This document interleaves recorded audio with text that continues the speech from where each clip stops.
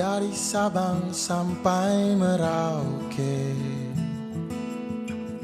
Ada semangat awali pagi. Agustus 1990, perusahaan konsumer Indo Pangan Sejahtera didirikan oleh konglomerat Sudono Salim. 4 tahun berselang di tahun 1994, Indo Pangan berubah nama menjadi Indofood Sukses Makmur yang kelak menjadi pilar utama bisnis grup Salim. Bertumbuh cepat, pada tahun 1994, Indofood melakukan langkah penting, melangsungkan penawaran umum perdana atau IPO saham di Bursa Efek Indonesia. Indofood Sukses Makmur memperoleh dana 130 miliar rupiah melalui IPO saham. Setelah listing di BEI, Indofood semakin mengembangkan sayap bisnis konsumernya dengan menjalankan usaha dari hulu hingga hilir. Indofood mengintegrasikan bisnisnya dengan perusahaan penggilingan gandum raksasa Bogasari pada tahun 1994. Tak berhenti di situ, pada tahun 1997, Indofood mengakuisisi perusahaan perkebunan, agribisnis, dan distribusi, kemudian mengakuisisi perusahaan pelayaran pada tahun 2005. Semenjak berdiri, Indofood berhasil membangun berbagai merek dengan skala global. Salah satu bisnis terbesar dan tersukses Indofood adalah divisi mie instan. Bisnis mie instan Indofood bahkan menjelma menjadi salah satu yang terbesar di dunia.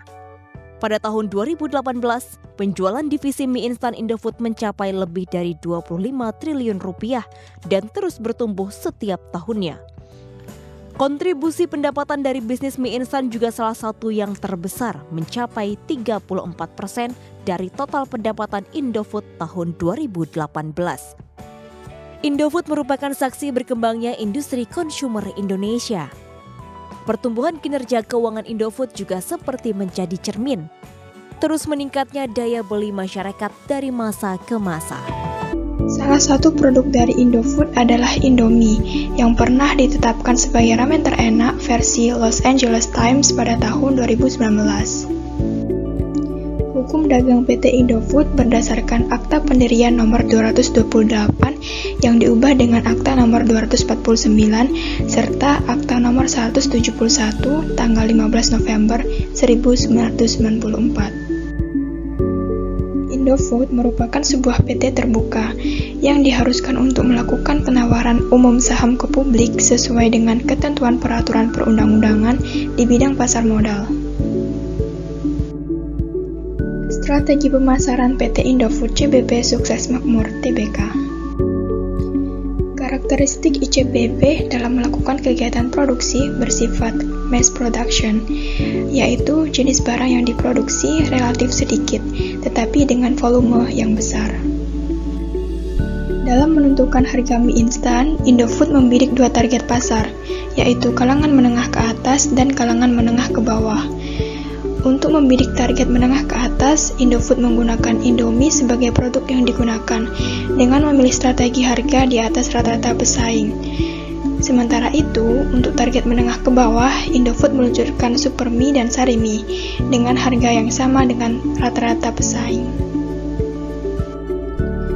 Indofood memiliki jaringan distribusi terluas di Indonesia, menembus sampai hampir ke setiap sudut kepulauan.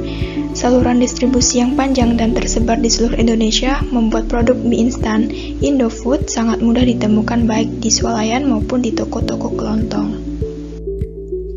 PT Indofood melakukan kegiatan promosi pada iklan billboard, iklan TV, dan juga sponsor acara dengan tujuan untuk menguatkan brand image pada konsumen.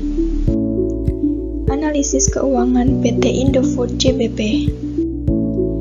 Pada periode semester 1 2021, ICBP membukukan laba bersih 3,22 triliun atau turun 4,65% dari semester 1 2020, yakni sebesar 3,37 triliun. ICBP mampu menghasilkan laba bruto sebesar 10,43 triliun atau naik 25,23% dari 8,33 triliun. JBP juga menghasilkan laba usaha sebesar 6,36 triliun dan margin laba usaha meningkat menjadi 22,6% dari 20,3%. Analisis SWOT PT Indofood JBP. Strength. Yang pertama, variasi produk cukup beragam yang mampu menarik konsumen. Yang kedua, selalu mengedepankan cita rasa Indonesia dalam setiap produknya. 3. Branding sudah melekat di tengah masyarakat. 4. Kegiatan promosi yang lengkap, yakni mencakup media cetak maupun elektronik. Weakness. Akibat dari banyaknya produk dari PT Indofood, mengakibatkan konsumen tidak dapat fokus pada satu produk saja. Dalam pembuatan produk masih menggunakan MSG di dalamnya.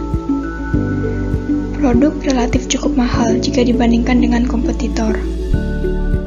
Opportunities. Adanya komitmen pada PT Indofood dalam mengembangkan kualitas produknya, meningkatnya harga makanan pokok di dalam negeri, produk menjangkau semua segmen pasar, semakin bermunculan toko retail di Indonesia. Threat. Yang pertama, banyaknya pesaing pada semua segmen. Yang kedua, kesadaran masyarakat akan bahaya MSG. Dan yang ketiga, menurunnya daya beli masyarakat. Ada beberapa hal yang harus diperhatikan dalam strategi guna mengembangkan perusahaan PT Indofood. Yang pertama adalah dengan menciptakan produk yang berkualitas. Hal ini akan meningkatkan kepercayaan konsumen terhadap produk yang telah dipasarkan oleh PT Indofood. Selanjutnya adalah dengan selalu mengutamakan keinginan pelanggan. Karena dalam rangka mengembangkan pasar, PT Indofood harus jeli dalam melihat demand yang diinginkan pasar atau konsumen. Dan yang terakhir adalah dengan mengikuti perkembangan zaman. PT Indofood harus kreatif dan inovatif saat ini, dikarenakan perkembangan zaman merupakan faktor yang penting diperhatikan. Jika produk yang dipasarkan tidak mengalami perubahan, dalam arti inovatif, tentu hal ini akan berdampak kepada naiknya intensitas konsumen. Visi dari PT Indofood Sukses Makmur Tbk adalah menjadi perusahaan Total Food Solution. Apa itu maksudnya? Total Food Solutions berarti PT Indofood ingin menjadi perusahaan solusi pangan secara menyeluruh, di mana hal tersebut mencakup seluruh tahapan produksi pangan, dari proses produksi dan pengolahan bahan baku sampai ke produksi akhir di pasar. Apakah visi dari PT Indofood sudah sesuai dengan karakteristik visi? Mari kita bahas satu-satu. Yang pertama, directional atau berpandangan ke depan. Tentu saja iya. Dengan diputuskannya mereka membangun perusahaan pangan, mereka sudah berpandangan ke depan. Kenapa? Dikarenakan pangan merupakan salah satu kebutuhan pokok manusia untuk bertahan hidup, di mana akan selalu dibutuhkan dan akan selalu diminati sampai kapanpun. Yang kedua, focus. Focus adalah spesifikasi. Spesifikasinya itu di bidang pangan, tentu saja sesuai dengan visi tadi. Yang ketiga ada visible atau dapat disesuaikan. Menurut saya PT Indofood dapat menyesuaikan dengan cara mengimprove, mengupgrade rasa-rasa terbaru yang mana belum pernah ada dan tentunya disesuaikan dengan minat pasar. Yang keempat ada desirable atau tantangan untuk mewujudkan. Tentu banyak ya tantangan untuk mewujudkan visi tersebut karena banyaknya produk pangan lain, namun sampai sekarang Indofood dapat tetap bertahan, berarti mereka dapat melewati tantangan dengan baik. Yang terakhir ada easy to communicate. Menurut aku ini easy to communicate banget, karena sekali baca kita langsung ngerti, oh PT Indofood memang spesifikasinya di bidang pangan. Dan dari produk-produknya pun memang semuanya produk makanan, seperti halnya ada mie, es krim, makanan ringan, biskuit, sirup, susu, pasta, tepung, dan masih banyak lagi ya teman-teman. Kita masuk ke misi perusahaan. Yang pertama ada memberikan solusi atas kebutuhan pangan secara berkelanjutan, meningkatkan kompetensi karyawan, memproduksi produksi dan teknologi kami, maksud saya meningkatkan kompetensi karyawan, proses produksi dan teknologi kami, memberikan kontribusi bagi kesejahteraan masyarakat dan lingkungan secara berkelanjutan, meningkatkan stakeholders value secara berkesinambungan. Apakah misi dari PT Indofood sudah sesuai dengan karakteristik misi? Yang pertama, customer atau pelanggan. Menurut saya target pelanggannya seluruh warga Indonesia ya. Karena mereka diproduksi di Indonesia, cuma sekarang sudah bisa sampai Australia dan lain-lain produknya. Yang kedua, project observations, produk dan jasa apa? Ya tentu saja di bidang pangan ya, tadi sudah dijelaskan. Yang ketiga, ada market atau bersaing di bidang apa, dan lagi saya sebut di bidang pangan karena memang basic dari PT Indofood adalah di bidang pangan. Lalu yang keempat, teknologi, arah perkembangan makanan. Arah perkembangan makanan mereka merupakan di bidang instan yang mudah dibuat, dibawa, dan mudah didapatkan. And next, concern of survival, perhatian perusahaan tentu di kepuasan pelanggan ya.